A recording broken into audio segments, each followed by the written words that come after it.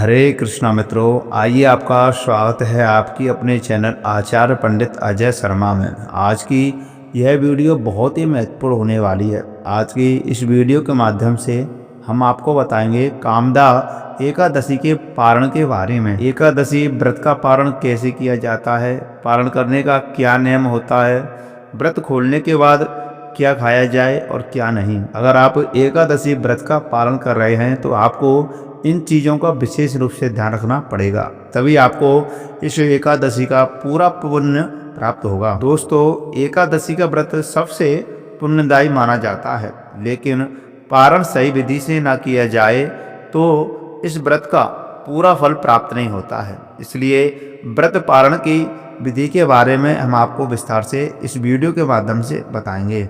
दोस्तों, सबसे पहले हम आपको बताएंगे एकादशी के बारे में मुख्य बातें। एकादशी व्रत का नियम दशमी से लेकर के द्वादशी तक चलता है।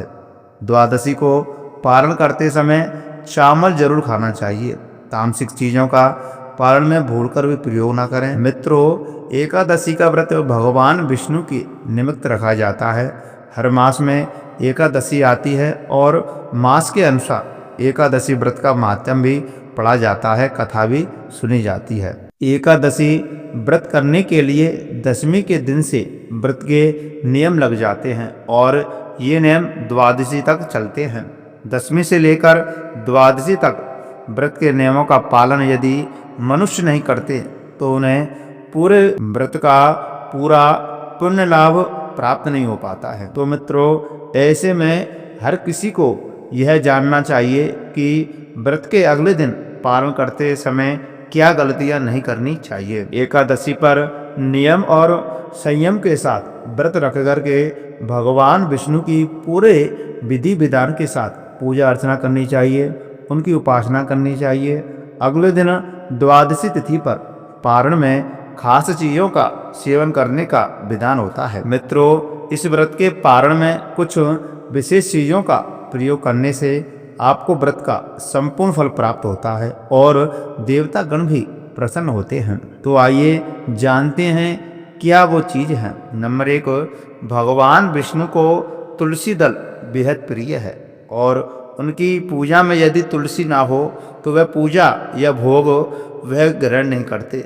इसलिए भगवान विष्णु के किसी भी व्रत में तुलसी का प्रयोग जरूर करें। और एकादशी व्रत के पारण के लिए तो आप तुलसी पत्र को अपने मुख में डाल करके भी व्रत को खोल सकते हैं। नंबर 2, आंवले के पेड़ पर भगवान विष्णु का वास बताया गया है, इसलिए आंवला का भी विशेष महत्व होता है। एकादशी व्रत का पारण आंवला खाकर करने से अखंड सौभाग्य, आरोग्यता और संतान सुख की प्राप्ति होती है। नंबर 3, एकादशी व्रत के पारण पर चावल जरूर खाना चाहिए। एकादशी व्रत के दिन चावल खाना मना होता है, लेकिन द्वादशी के दिन चावल खाना उत्तम माना जाता है। मान्यता है कि इस दिन चावल खाने से प्राणी रेंगने वाले जीव की योनि में जन्म पाता है, लेकिन द्वादशी को चावल खाकर व्रत का पालन करने से इस योनि से मुक्ति भी मिल जाती है। नंबर 4, व्रत पारण में जो भी भोजन पकाया जाता है उसमें घी का प्रयोग अवश्य करना चाहिए। गाय के शुद्ध घी से ही व्रत के पारण का भोजन बनाना चाहिए। घी को सबसे शुद्ध माना गया है और ये सेहत के लिए भी अच्छा होता है। आइए मित्रों, अब हम आपको बताएंगे पारण के दिन किन चीज़ों का प्रयोग भूलकर भी नहीं करना चाहिए। पारण करते समय कुछ चीज़ों का प्रयोग भोजन में भूलकर भी नहीं करना चाहिए, जैसे कि मूली, बैगन, साग, मसूर दाल, लहसुन, प्याज आदि का पारण में प्रयोग निषेध है।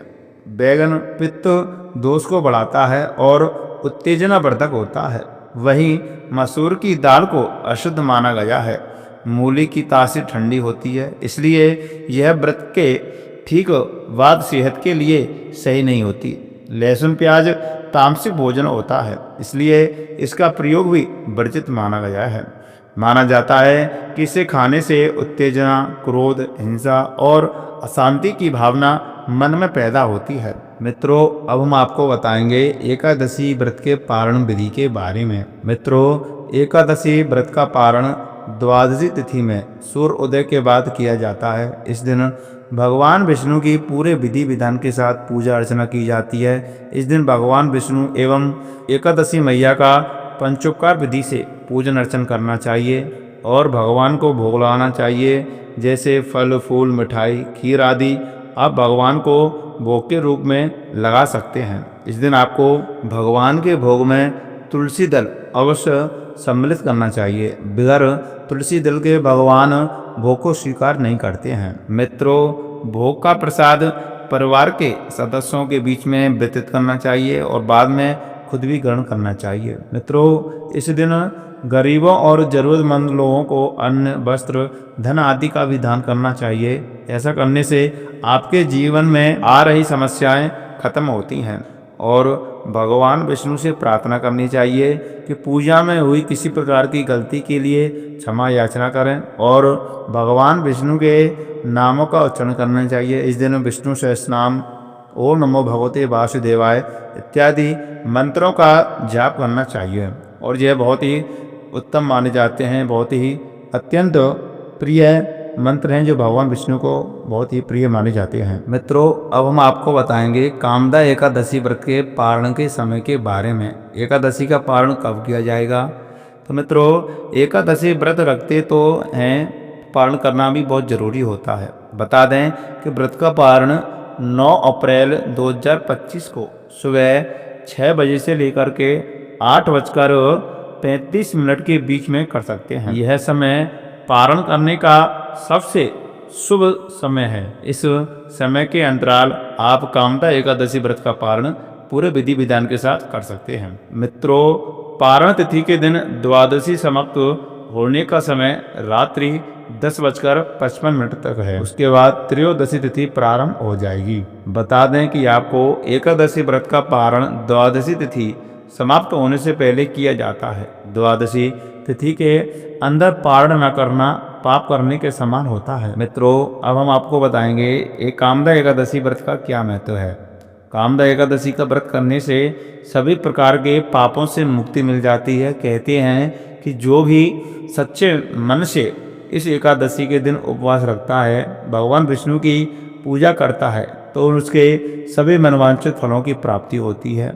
एकादशी का व्रत करने से घर में सुख समृद्धि बनी रहती है और कभी भी धन धान्य की कमी नहीं होती है। तो प्रिय मित्रों, ये रही इस वीडियो की संपूर्ण जानकारी। तो मैं आशा करता हूँ यह जानकारी आप सभी को बहुत अच्छी लगी होगी। तो कृपा करके इस वीडियो को ज़्यादा से ज़्यादा अपने मित्रों के साथ शेयर करें और वीडियो को लाइक करना बिल्कुल भी ना भूलें, क्योंकि आपका एक लाइक हमारे लिए बहुत ही महत्वपूर्ण होता है और उसी लाइक की वजह से हमको प्रसन्नता होती है कि आपको हमारे द्वारा जो जानकारी दी जाती है आपको पसंद आती है। और मित्रों, चैनल को सब्सक्राइब करना बिल्कुल भी ना भूलें। कमेंट बॉक्स में लक्ष्मी नारायण भगवान की जय अवश्य लिखें। जय श्री राधे, जय श्री कृष्णा।